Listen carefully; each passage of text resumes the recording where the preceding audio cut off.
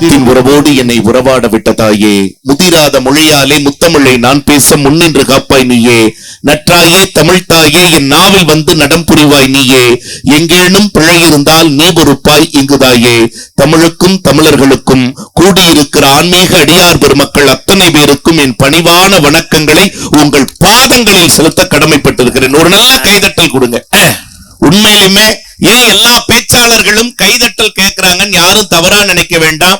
ஒண்ணு செய்திதான், ஒரு மனிதன் பிறக்கின்ற போது அவனுக்கு கிடைப்பது தாயினுடைய நாக்கிலிருந்து பிறக்கிற தாலாட்டு. அதே மனிதன் இந்த மண்ணை விட்டு நீங்குகிற போது அவனுக்கு கிடைப்பது உற்றார் உறவினர்கள் உடன் பழகியவர்களின் கண்களில் இருந்து வழிகிற நீராட்டு. எங்களை போன்ற மேடை கலைஞர்களை வாழ வைப்பது உங்கள் கைதட்டல் என்கிற பாராட்டு. என்ன அழகா ரசிக்கிறாங்க.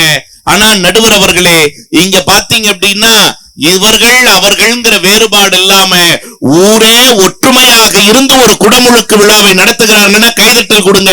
இதுதான் தமிழகத்தின் பண்பாடு, இதுதான் தமிழ் சமூகத்தின் பண்பாடுன்னா தரியோசை கேட்கிற இந்த மண்ணில் தண்ணீர் பந்தல் பாளையத்துல இன்றைக்கு தமிழோசை கேட்டுக் கொண்டிருக்கிறது. ஒரு நல்ல கைதட்டல் கொடுங்க. இது எவ்வளவு பெரிய பெருமை நடுவர் அவர்களே. ஆனா உண்மை சொல்ற நடுவர்களே, பொதுவா நூலை படித்தவர்கள், நான் தேவாங்கர்களுக்காகவே இதை சொல்றேன், நூலை படித்தவர்கள் தானே வாழ்க்கையில உயர்ந்திருக்காங்கன்னு நினைக்கிறோம். இல்ல, தண்ணீர் பந்தல் பாளையத்துக்கு வாங்க, நூலை படித்தவர்கள் மட்டுமல்ல நூலை பிடித்தவர்கள் கூட வாழ்க்கையில உயர முடியுங்கிற மாதிரி எவ்வளவு அழகா தரையோடும் நெறியோடும் வாழுகிற மக்கள் இங்க இருக்காங்க நடுவர் அவர்களே. எனக்கு என்னன்னா, எங்களுக்கெல்லாம் கைதட்டினீங்க, இப்போ நம்ம நடுவருக்காக ஒரு கைதட்டல் கொடுங்க. ஏன்னா இந்த உலகத்துல எது மகிழ்ச்சி தெரியுங்களா? எல்லாரும் குடும்பமா உட்கார்ந்து அந்த அம்மாளுக்கான விஷயத்தை ரொம்ப அழகா எடுத்து நடத்திட்டு இருக்கீங்க. ஏன் நடுவருக்கு கைதட்ட சொன்ன தெரியுங்களா? வாழ்க்கையில எது வெற்றின்னு கேட்டா, மகிழ்ச்சியான இடத்தில் வாழ்வதுதான் வெற்றின்னு நம்ம நினைக்கிறோம். இல்லைங்க, வாழ்க்கையவே மகிழ்ச்சியா மாத்திக்கிறது இல்ல வெற்றி, நாம் வாழும் இடத்தையே மகிழ்ச்சியா மாத்திக்கிறது தான் வெற்றின்னா ஏறக்குறைய அத்தனை பேரையும் ஒரு 2.5 மணி நேரத்துக்கு குறையாம இன்னும் சிரிக்க வச்சுக்கிட்டு இருக்கிற அண்ணனுக்கும் ஏற்பாடு செஞ்ச அவங்களுக்கு ஒரு நல்ல கைதட்டல் கொடுங்க. அதுதான் பெருமை. எனக்கு என்ன தெரியுமாண்ணே, நாங்க என்ன ஒரு டிவி, நான் ஜெயா டிவி, தம்பி அந்த டிவி எல்லாரும் அண்ணா நடுவர் எந்த டிவி கேக்குறாங்க? பழைய ஒடிடா டிவி இல்ல நடுவர் அவர்களே, எல்லா டிவிக்கும் ஆதாரமே இந்த டிவி தான். ஒரு வார்த்தை நான் சொல்றேன், நீங்க ஒரு காலத்துல சன் டிவில அசத்த போவது யாருன்னு ஒரு நிகழ்ச்சி வந்தது, பார்த்திருப்பீங்கன்னு நினைக்கிற பெரியவங்க, 80s கிட்ஸா இருந்தா தெரியும். அதுக்கப்புறம் இன்னைக்கு கூட விஜய் டிவில கலக்க போவது யாருன்னு ஒரு நிகழ்ச்சி வருது, நீங்க பார்த்திருக்கலாம்.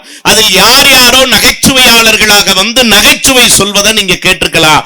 சொல்லுகிற நகைச்சுவையாளர்கள் தான் யார் யாரோ, ஆனால் சொல்லுகிற நகைச்சுவைக்கெல்லாம் சொந்தக்காரர் யாருன்னு கேட்டா, கிரியேட்டர் யாருன்னு கேட்டா, எங்கள் அன்பு அண்ணன் இன்றைய நடுவர் மேடை கலைவாணர் தேவகோட்டை மகாராஜன் சொன்னா உண்மையிலே பாருங்க, நான் கைதட்டல் எவ்வளவு அழகா வருது. நான் டிவியில ஒரு ஜோக்கு எழுதி கொடுத்தா அதுக்கு 500 ரூபாய் எனக்கு கொடுப்பாங்க. சரி, அத அவங்க டிவியில பேசிட்டு 50,000 ரூபாய் வாங்கிட்டு கார்ல சுத்துறானுவ.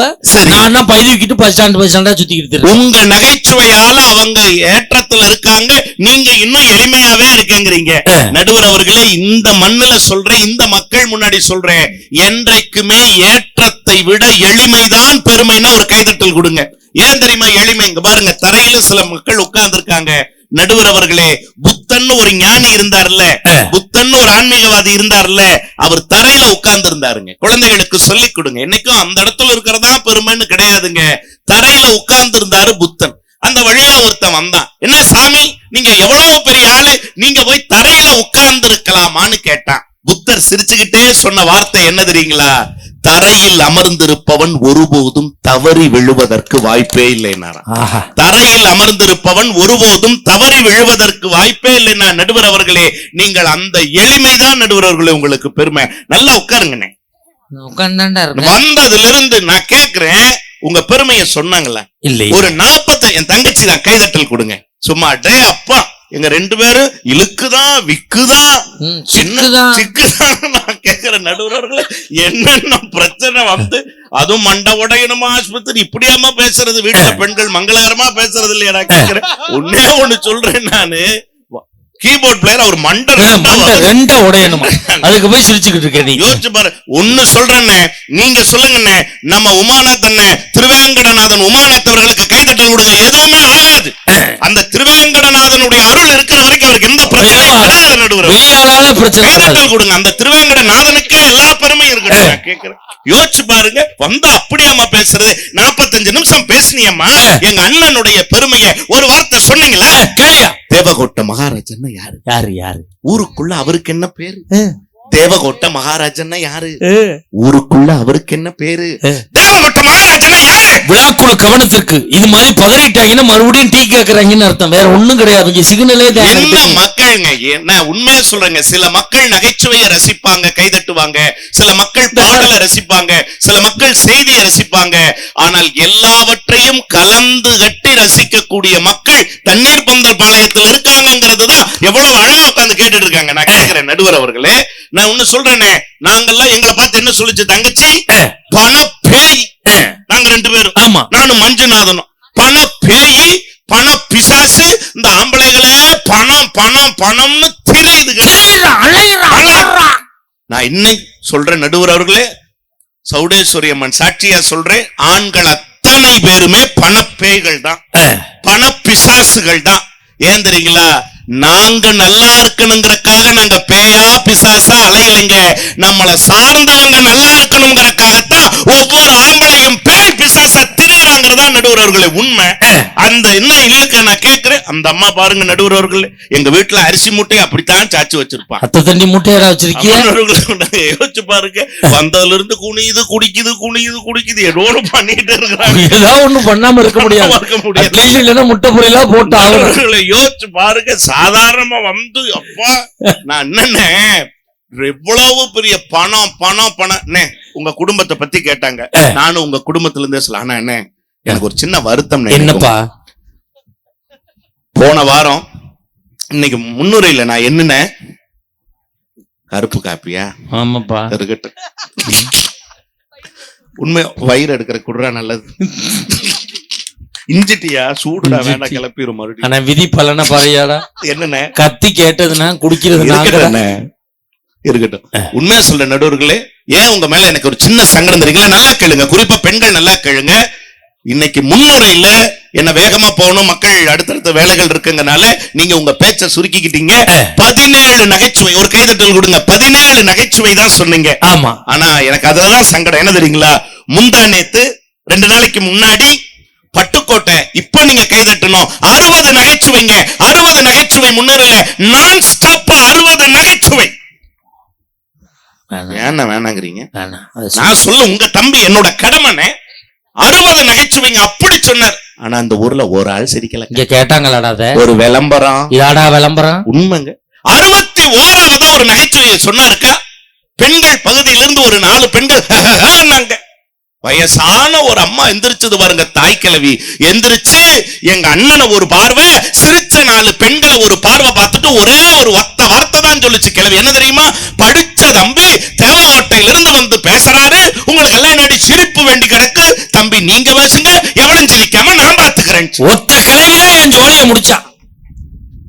அந்த கிழவிய கூப்பிட்டு இங்க வாயான்னு என் பக்கத்திலே உட்கார்ந்து வச்சு, சரி இங்க பாருங்க, இன்னைக்கு இந்த பழம் வச்சிருக்காங்க, கொஞ்சம் காய்வெட்டா இருக்கு. அவங்க நல்ல ரஸ்தாலி பழம், பழுத்த பழம் ஒரு சீப்பு வச்சிருந்தாங்க. கிளவி வாயை திறந்தாலே வாழைப்பழத்தை உரிச்சு வாயில வச்சிருவேன். பட்டிமன்றம் முடிகிற வரைக்கும் மொத்தம் 18 பழம் சாப்பிடுச்சு அந்த கிளவி. சரிண்ணே. போன் நம்பர் கொடுத்துட்டு போச்சு, எப்ப வேணாலும் பண்ணுப்பான். மறுநாள் காலையில போன் பண்ணேன், ஆயா பட்டிமன்றம் எப்படி போச்சு?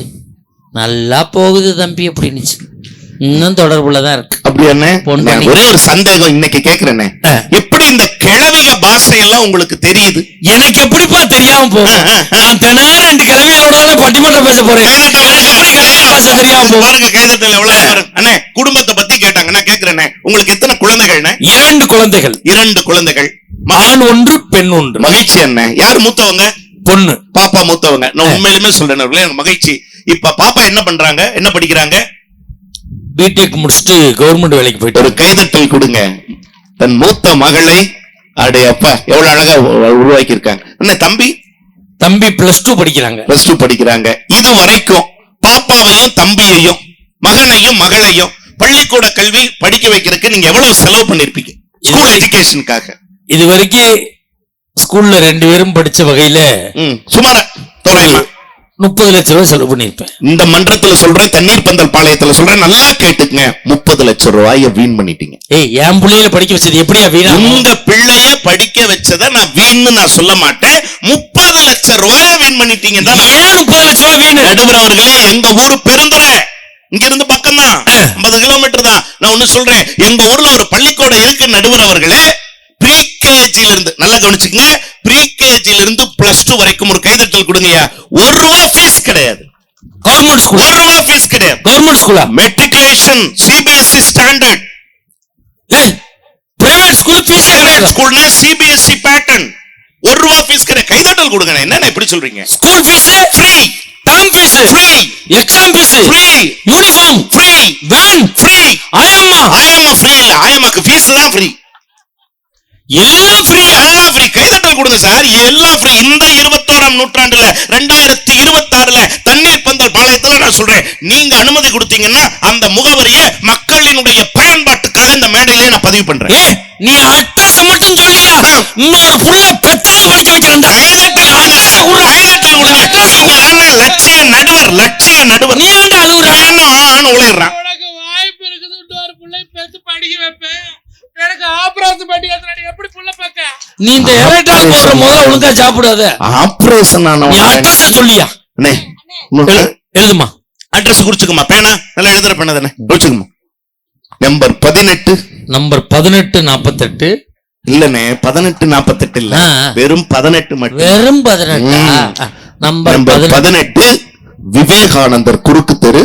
விவேகானந்தர் குறுக்கு தெரு. புரிஞ்சவங்க சிரிக்க ஆரம்பிச்சிட்டாங்கன்னு நினைக்கிறேன். விவேகானந்தர் குறுக்கு தெரு, துபாய் பேருந்து நிலையம் பின்புறம், பெருந்துறை பேருந்து நிலையம் முன்புறம். ஒரு கைதட்டல் கொடுங்க சார். என்ன சார் இவ்வளவு தூரம் சொல்லிட்டு இருக்கேன்? பின்கோடு 420 420 420 420. நடுவர் அவர்களே, ஆமா யோசிச்சு பாருங்க. 420 420 நான் சேர்க்கிறேன். எல்லாம் ரசிச்சிங்கல்ல நடுவர் அவர்களே.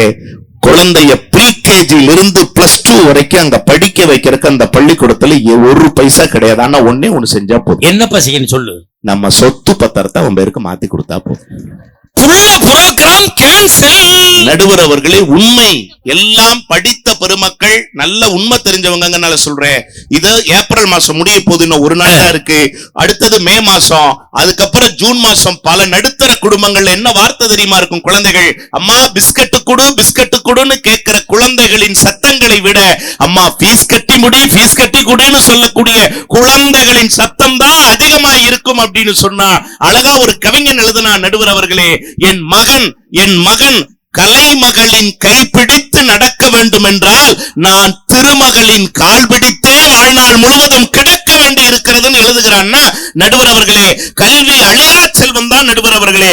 ஆனால் எல்லா செல்வங்களையும் அழித்தால்தான் அந்த கல்விங்கிற அழியா செல்வத்தை ஒருத்தனால் இன்னைக்கு பெற முடிகிறதுன்னா, கற்றுக்கொள்ள வேண்டும் என்றால் கூட கைதட்டுங்க சார். காசு இல்லாம முடியுமா இன்னைக்கு நாட்டு? அதனாலதான் ஒரு நாட்டுப்புற கவிஞன் அழகா பாடுனா நடுவர் அவர்களே. அண்ணா கொஞ்சம் ஏக்க கொடுங்க. காலேஜ் கல்வெட்டுன்னு கட்டி வைக்கிறான், காசு பணம் இல்லைன்னா எட்டு நினைக்கிறான். காலேஜ் கல்வெட்டுன்னு கட்டி வைக்கிறான், காசு பணம் இல்லைன்னா எட்டு நினைக்கிறான். நாங்க MBA படிக்க போறோம், படிச்சுட்டு எரும மாடு மேய்க்க போறோம். நாங்க MBA படிக்க போறோம், படிச்சுட்டு எரும மாடு மேய்க்க போறோம். பச்சரிசி கொத்தமல்லி கீரையோடவே 10 வகை காய்கறி நாங்க கேட்கல. பச்சரிசி கொத்தமல்லி கீரையோடவே 10 வகை காய்கறி நாங்க கேட்கல. நாங்க கேட்டதெல்லாம் கேப்ப கூழு, ஆனா கிடைச்சதெல்லாம் கம்மங்கூழு. நாங்க கேட்டதெல்லாம் கேப்ப கூழு, ஆனா கிடைச்சதெல்லாம் கம்மங்கூழு. உண்மைன்னா நான் சொல்லுங்க, இந்த பாட்டு உண்மைதானே? அவங்க என்ன சொன்னாங்க? 10 மாசம் சுமந்து பாருங்க, அந்த வலி தெரியும்னா. 10 மாசம் அந்த தாய்மையை தாய்மையை எவன் மதிக்க தெரிந்தானோ அவன் தான் உண்மையான ஆண்மகன். கைதட்டல் கொடுங்க. உண்மையா சொல்றேன், நாங்களும் மதிக்க தெரிஞ்சவங்க தான். உங்க தம்பி இல்ல? ஆமாமா. எப்படி நாங்க மதிக்காம இருப்போம்? உண்மை நடுவர்களே, யோசிச்சு பாருங்க. அண்ணனின் தம்பிகள் நாங்க எப்படி மதிக்காம இருப்போம்? அண்ணனின் விழுதுகள், அண்ணனின் விழுதுகள். நான் கேட்கிறேமா, இந்த உலகத்திலேயே கடுமையான வலி பிரசவ வலி தானே? ஆமா. அந்த பிரசவ வலி, சாமி சன்னிதானத்துக்கு பக்கத்துல உட்கார்ந்துருக்கீங்க, நான் சொல்றேன், அந்த பிரசவ வலியை விட கடுமையான ஒரு வலி இருக்குன்னு. வகுத்து வலி இல்லண்ணே, இல்லம்மா, உடல் வலிடா. இல்லப்பா, பிரசவ வலியை விட கடுமையான ஒரு வலி இருக்கு. நடுவர் அவர்களே, பிரசவ வலியே நீங்க சொன்ன மாதிரி கடுமையான வலிதான். உண்மையிலுமே ஏறக்குறைய 800 ஆண்டுகளுக்கு முன்னால் பட்டினத்தடிகள்ங்கிற பெருமகனான் பாட்டு எழுதி வச்சான். 2 திங்களாய் அங்கமெல்லாம் நொந்து பெற்றுனா. என்ன அர்த்தம் தெரியுங்களா? பல்லு வலி வந்தா இங்க வலிக்கும், காது வலி வந்தா இங்க வலிக்கும், கண்ணு வலி வந்தா இங்க வலிக்கும். ஆனால் ஒரு பெண்ணுக்கு பிரசவ வலி வந்தால் அவள் அணுக்கள் தோறும் வலிக்கும்ங்கிறத 800 வருஷத்துக்கு முன்னாடி ஒரு தமிழ் புலவன், ஒரு ஞானி பாட்டா எழுதி வச்சான். ஆனா அந்த பிரசவ வலியை விட கொடுமையான ஒரு வலி இந்த உலகத்தில், இந்த நாட்டில், இந்த மண்ணில் இருக்கு. தெரியுமா? என்ன வலி தெரியுமா? தன் மகனோ தன் மகளோ, தன் மகனோ தன் மகளோ, ஒரு திருவிழா, ஒரு பண்டிகை, ஒரு தீபாவளி, ஒரு பொங்கல், ஒரு கோவில் திருவிழா, அப்பா துணி எடுக்க போலான்னு கேட்கும் போது, அப்பா இதை வாங்கி கொடுங்கன்னு கேட்கும் போது, மகனோ மகளோ ஆசைப்பட்ட ஒரு பொருளை வாங்கி தருவதற்கு கையில் பணம் இல்லாத போது ஒவ்வொரு தகப்பனின் மனதிலும் ஒரு வலி வலிக்கும் பாருங்கள். அது 1000 பிரசவ வலியை விட கொடுமையானதுன்னு சொன்னா நடுவர் அவர்களே, இந்த உலகத்துல அண்ணா இந்த இடத்துல இருக்கிறதானே சட்டப்பை. ஆமா. இந்த சட்டப்பைக்கு பின்னால் என்னென்ன இருக்கு? இதயம். நல்லா தெரிஞ்சுக்குங்க, இந்த சட்டப்பைக்கு பின்னால் இதயம் இருக்கிறது. சட்டப்பை கனமா பணம் நிறைஞ்சிருந்ததுன்னா பின்னால் இருக்கிற இதயம் லேசா இருக்கும். பின்னால் இருக்கிற இதயம் லேசா இருக்கும். சட்டப்பை பணம் இல்லாம லேசா இருந்ததுன்னா பின்னால் இருக்கிற இதயமே கனத்து போய் இருக்கும் என்பதுதான் நடுவர் அவர்களே சத்தியமான உண்மை. நீங்க யோசிச்சு பாருங்க, இது உண்மையா இல்லையா? நான் கேட்கிறேன். உண்மை. பாக்கெட்டு தான் இருக்கு, காசு இல்ல, உள்ள கலண்டு போயிருக்கு. அண்ணிட்ட கேட்டிருக்கீங்களா உங்களிடத்தில் என்ன வேண்டும்னு? இந்த வச்சிருக்கான் மாப்பிள்ள பண்ணா பெரிய பணக்காரரா. அண்ணிட்ட கேட்டிருக்கீங்களா உங்கள்ட்ட என்ன வேணும்னு? கேட்டேன். என்ன சொன்னாங்க? சரி, நான் இங்க இருக்க ஆண்களை பார்த்து கேட்கிறேன். சொல்லுங்க. மனைவி ஒரு வார்த்தை சொன்னா எல்லா புருஷனும் சந்தோஷப்படுவான். அது என்ன வார்த்தை சொல்லுங்க பாப்போம். மனைவி ஒரு வார்த்தை சொன்னா எல்லா ஆண்களும் சந்தோஷப்படுவாங்களா? மனைவி ஒரு வார்த்தை சொன்னா எல்லா புருஷனும் சந்தோஷப்படுவாங்க. என்ன வார்த்தை சொல்லுங்க பாப்போம். மஞ்சு ரோசிரா. ஆமா, ஐ லவ் யூ சொல்லி கிழிச்ச அளவு. I miss you. ஆமா, பிசு. என்ன வார்த்தை சொல்லுங்க பாப்போம். பொண்டாட்டி ஒரு வார்த்தை சொன்னா எல்லா ஆம்பளையும் சந்தோஷப்படுவாங்க. என்ன வார்த்தை? யாராவது சொல்லுங்க சார். ஒரு வார்த்தை சொன்னா எல்லா புருஷனும் சந்தோஷப்படுவான். அது என்ன வார்த்தை? என்ன வார்த்தை தெரியும்? தண்ணீர் பந்தல் பழையமே உங்க வார்த்தைக்காக ஏங்கி நிக்குது. அது என்ன வார்த்தை தெரியும்? என்ன வார்த்தை? ஏங்க ஒரு வாரம் எங்க அம்மா வீட்டுக்கு போயிட்டு வரேன், அப்பா சாமி நல்லபடியா போயிட்டு வா தெய்வமே அப்படின்னு சந்தோஷப்படுவாங்க. யோசிச்சு பாருங்க நடுவர் அவர்களே, யதார்த்தமா சொல்றேன். கோவில் திருவிழா, அப்பா கையில பாக்கெட்ல 10 ரூபா தான் இருக்கு. அப்பா நல்லா கேட்டுக்க, 10 ரூபா தான் பாக்கெட்ல இருக்கு. 3 பையங்க, 3 பையங்கன்னு மூத்த பையன் கேட்டா, அப்பா எனக்கு ஐஸ் வேணும்னா. பாக்கெட்டை பார்த்தாரு, 10 ரூபா தாள் தான் இருக்கு. 10 ரூபா தான். 2வது பையன் எனக்கும் ஐஸ்னா. 3வது பையன் எனக்கும் ஐஸ் தான் வேணும்னா. அப்பா நேரா கடைக்கார்ட்ட போய் ஒரு டீலிங், அந்த தள்ளு வண்டி கடையில் வச்சு, ஐஸ்காரரு ஒரு குச்சி ஐஸ் கொடுன்னாரு. வாங்கினானே, வாங்கி அப்பா வாங்கி முதல் 3 பேரையும் ஒண்ணு சேர்த்து ஒரு மாநாடு நடத்தினார். தம்பி பாரு நல்லா கேளு. மூத்த மகனை கூப்பிட்டார். ஒரு சூப்பு சூப்பிக்க, நீ சூப்பிட்டு நடுப்பயலுக்கு கொடு. நீ ஒரு சூப்பு சூப்பிட்டு அடுத்தது யார்கிட்ட கொடுக்கணும்? கடைக்குட்டி தங்கத்துக்கிட்ட கொடுத்துரு. ஆளுக்கு ஒரு சூப்பா சூப்பிக்குங்கடா, பங்கு போட்டுக்குங்கன்னார். முதல் பையன் கையில ஐஸ் வந்துச்சுன்னு என்ன பண்ணான்னு தெரியுங்களா? இத விட்டா நமக்கு ஐஸுக்கு வாய்ப்பே இல்லாம போயிரும். ஒரே இழுத்தான். மஞ்சுநாதன் குரூப்பா இருப்பான். இழுத்த பாருங்க, குச்சியில கொஞ்சம் ஐஸ் தொடுத்துக்கிட்டு இருக்குதுக்கா. குற்றுயிரும் கொலையுயிருமா இருக்குது. இந்த நடுவுல போனா நமக்கு இதை விட்டா அடுத்த வாய்ப்புக்கு வாய்ப்பே இல்லைன்னு நினைச்சு அவன் தமிழரசன். ஆமா நடுவுல என்ன தம்பிய. இப்ப 3வது பையன் கையில ஐஸ் இல்லன்னு திருவேங்கடம் வெறும் குச்சி தானே இருக்கு. திருவேங்கடத்துக்கு குச்சியே பெருசு. பாருங்க நடுவர்களே, அதுவே அதிகம். எவ்வளவு பெரிய விஷயம். 3வது பையன் அப்பாவை கூப்பிட்டான். அப்பா எனக்கு வேண்டாம் சாமி, நீங்க இங்க வா, உன்னை யார் சாப்பாடு கூப்பிட்டா? உன்னை அதுல சாப்பிட்றக்கு வர விட்டாங்க. ஒண்ணு மட்டும் சொல்றேன் கேட்டுக்கப்பா, வயசுல சின்னவன் ஆனாலும்னா என்னப்பா, இனிமேல் 4வதுக்கு ஐடியா பண்ணிடாதேன்னா, எனக்காவது குச்சியாவது மிஞ்சிச்சு, அவனுக்கு அதுக்கும் வழி இல்லாம போயிருந்தா. நடுவர் அவர்களை ஒன்னே ஒண்ணு சொல்லட்டுங்களா, இது உண்மை என்றால் நீங்கள் உணர்ந்து கைதட்டுங்கள். இன்னைக்கு சில வீடுகள்ல 2 குழந்தைகள் அப்படிங்கறதெல்லாம் இல்லாம ஒரு குழந்தையோட நிறுத்துறாங்கல்லனே, அதுக்கு என்ன காரணம்னு ஒரு ஆய்வறிக்கை சொன்னாங்க. எது குழந்தைகளின் எண்ணிக்கையை தீர்மானிக்கிறதுன்னா, கையில காசு இருந்தாதாங்க இன்னொரு குழந்தை பெத்துக்கலாம்ங்கிற எண்ணமே பல பேருக்கு வருதுங்கிற எண்ணம் வந்துச்சுன்னு சொன்னா. ஏன் தெரியுங்களா? ஐயோ, இந்த குழந்தைக்கு நாம வளர்க்கறதுக்கு ஏற்படுத்துற மாதிரி அந்த குழந்தைக்கும் நல்லா வளர்க்கணுமேங்கிற இதுதான். நடுவர் அவர்களே, இன்றைக்கு பொருளாதாரம் தான் அடுத்த தலைமுறைகளின் எண்ணிக்கையவே தீர்மானிக்க கூடியதாக இருக்கிறதுன்னு சொன்னா, நடுவர் அவர்களே, வம்ச விருத்தியவே பணங்காசு தான் நடுவர் அவர்களை தீர்மானிக்குது. இல்லன்னு சொல்லிட முடியுமா? அண்ணே, வாழ்நாள்ல நீங்க எத்தனையோ நாள் நிகழ்ச்சிக்கு கேட்டிருக்கீங்க இல்ல? ஆனா நான் மறுக்கவே மாட்டேன். ஆனா ஒரே ஒரு மாசம் மட்டும் நீங்கள் நிகழ்ச்சிக்கு கேட்டீங்கன்னா, ஆனா இருங்க கொஞ்சம் யோசிச்சுதான் சொல்லுவேன். என்ன மாசம்? கார்த்திகை மாதம். ஏன் கார்த்திகை மாதம் நீங்க நிகழ்ச்சிக்கு வர மாட்டேன்? இங்கே நம்மளுடைய தண்ணீர் பந்தல் பாளையத்திலே நிறைய ஐயப்ப பக்தர்கள் இருந்த ஒரு கைதட்டல் கொடுங்க. உண்மையிலுமே சொல்றேன், கார்த்திகை மாதம் ஐயப்ப பக்தர்கள் மாலை எண்ணியக்கூடிய ஒரு புனிதமான மாதம். நான் இந்த கார்த்திகை மாசம் வரும்போது நான் எங்க அண்ணன் போய் கேட்டேன். 2 பேரும் தான் ஒன்னா மலைக்கு மாலை போடுவோம். எப்ப மாலை போடலாம் போது எங்க அண்ணன் ஓடி வந்து சொன்னா, மலைக்கு மாலை வேண்டாம். நான் கேட்டேன், ஐயப்பனுக்கு மாலை வேண்டாம்னா மனசு கேட்கலனே. அந்த இடத்துலயே நம்ம வீரமணி சாமி பாடின ஒரே ஒரு பாட்டை 2 பேரும் பாடி காட்டினேன். கொஞ்சம் பிள்ளை கொடுங்க.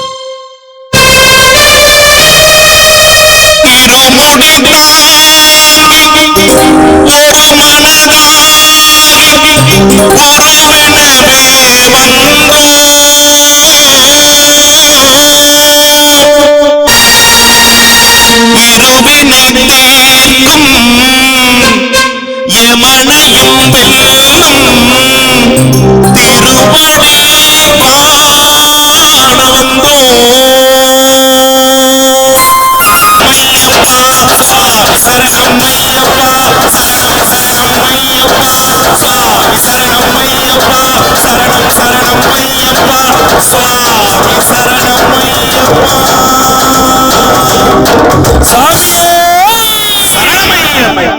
அப்படியே போப்பா. இந்த இசைக்கலைஞர்களுக்கும் அண்ணன் அவர்களுக்கு ஒரு நல்ல கைதட்டல் கொடுங்க. அருமையான. நானும் ஐயப்ப சாமி பாட்டுல இருந்து மலைக்கு உண்மை நடுவர் அவர்கள் ஐயப்ப சாமி பாட்டுல இருந்து மாரியம்மன் பாட்டு வரைக்கும் பாடிட்டேன்டா. பழம் பழுக்கலையடா. பழுக்க வச்சிருவோம். நம்ம அம்மா இருக்காங்க, ராணி அம்மா. அந்த அம்மா பழுக்க வச்சு அது என்ன பெரிய பழம் பெரும் பேச்சு. பழம் பெரும் பேச்சு.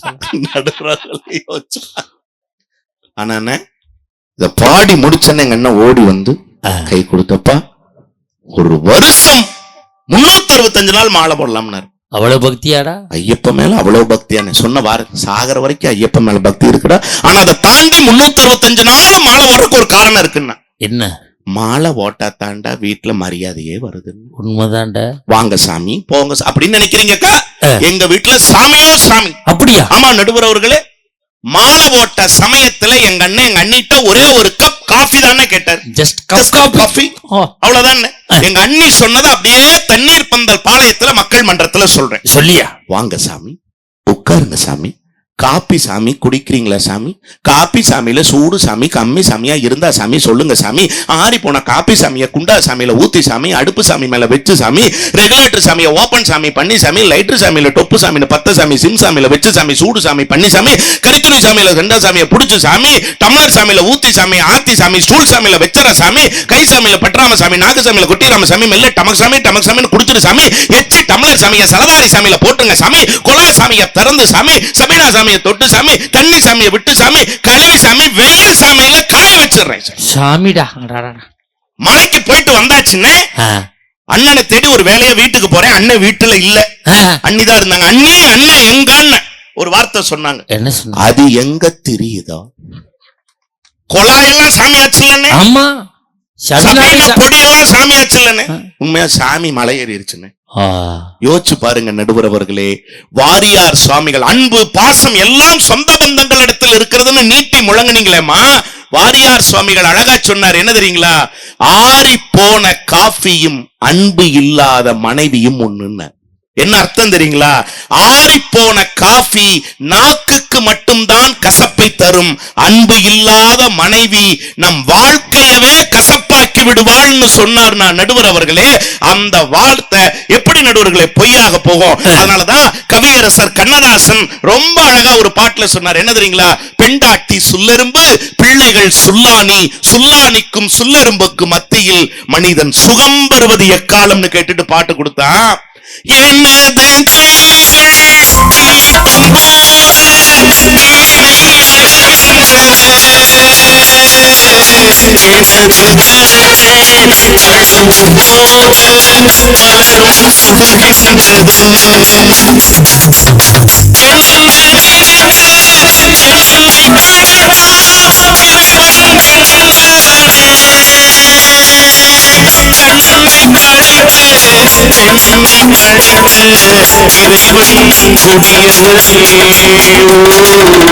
இறைவன் கொடியவனே.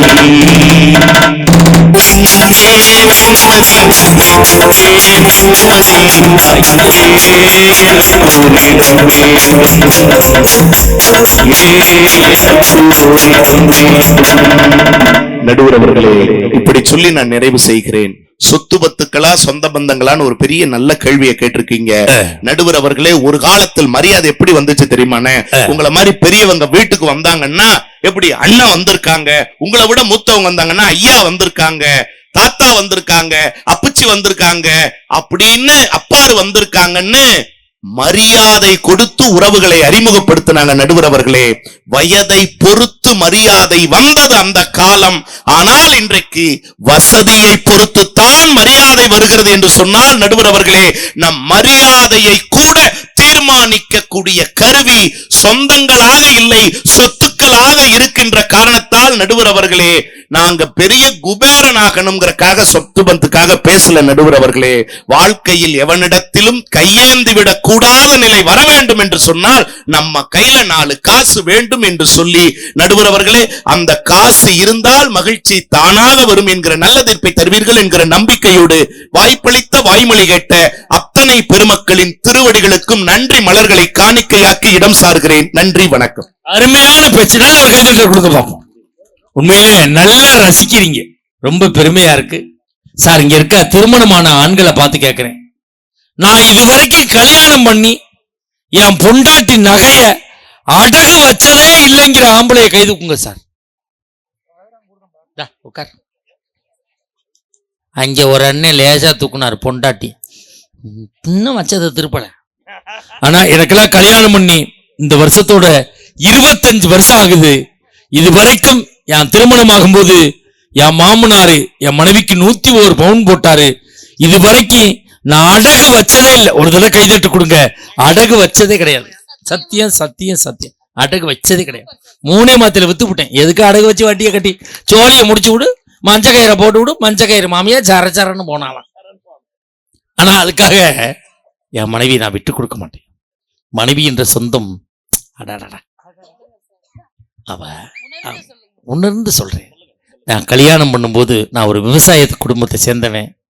நான் கல்யாணம் பண்ணும்போது என்னோட டிராக்டர் சொசைட்டியில லோன்ல இருந்துச்சு. என்னுடைய சொத்துல 10 ஏக்கர் சொத்து சொசைட்டியில லோன்ல இருந்துச்சு. ஏன் சார், என் வீடு கூட சொசைட்டியில லோன்ல இருந்துச்சு.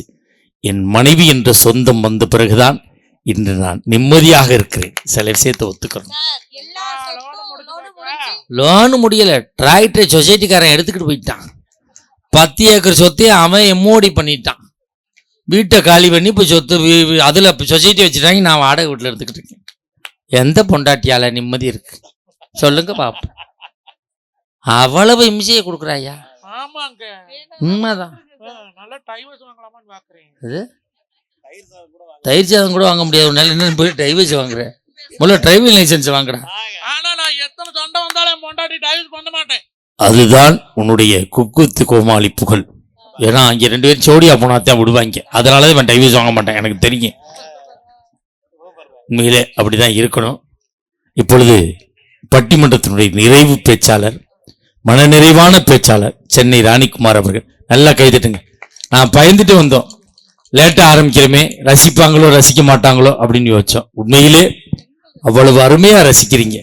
ஆண்கள் பெண்கள் குறையில்லாம ரசிக்கிறீங்க. மற்ற ஊர்லாம் பிடிக்கலைன்னா எந்திரிச்சு போயிடுவாங்க. இங்க அப்படி யாரும் கிடையாது.